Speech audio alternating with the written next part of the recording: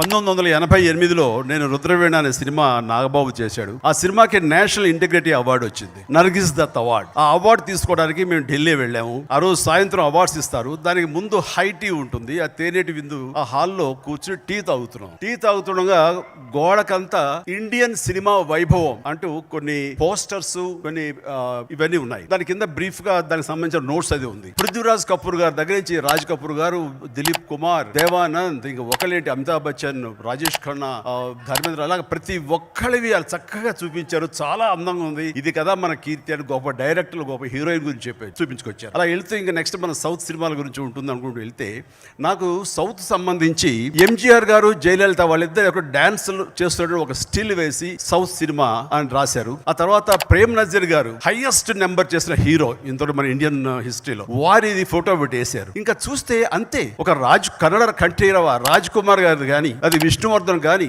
ఇటు వస్తే కనుక రామారావు గారు, నాగేశ్వర గారు, మహా గొప్ప నటులు మనకి, వాళ్ళు డెమి గాడ్స్, వాళ్ళ ఫోటోలు కానీ, నరిగారి తిలగం, శివాజీ గణేశన్ గారి ఫోటోలు కానీ, వీళ్ళు ఎవరి ఫోటోలు లేదు. ఆ టైంలో నేను చాలా హ్యూమిలేట్కి లోనయ్యాను, చాలా అవమానానికి బాధపడ్డాను. అంటే ఇండియన్ సినిమా అంటే హిందీ సినిమా అని మాత్రమే ప్రొజెక్ట్ చేశారు వాళ్ళు. మిగతా సినిమాలు ఏదో ప్రాంతీయ భాషా చిత్రాలంట అవి అటు, అది కూడా పూర్తి స్థాయిలో ఇవ్వాల్సిన రెస్పెక్ట్ ఇవ్వలేదు. నాకు అప్పుడు చాలా బాధగా అనిపించింది. ఆ తర్వాత మెడ్రాస్ వచ్చాను, చెన్నై వచ్చి అక్కడ ప్రెస్లో నేను ఎన్ని కూడా చెప్పుకున్నాను. అది హిందూ వాళ్ళు చాలా బాగా ప్రజెంట్ చేశారు అప్పట్లో. కానీ దానికి సమాధానంగా ఈ రోజు వరకు ఎప్పుడు రాలేదు. కానీ ఆ తర్వాత నేను గర్వపడేలాగా, రొమ్ము విరుచుకునేలాగా మన సినిమా, మన రీజనల్ సినిమా కాదు, తెలుగు సినిమా హద్దులు ఎల్లలు చెరిపేసి మాదంతా ఒకటే భారతదేశం, మా సినిమాలన్నీ కూడా ఇండియన్ సినిమాస్ అని ప్రతి ఒక్కరు గర్వపడేలాగా, ప్రతి ఒక్కరు చూసి ఆశ్చర్యపోయేలాగా, అలాంటి తారతమ్యాలు లేవని తెలియజెప్పడానికి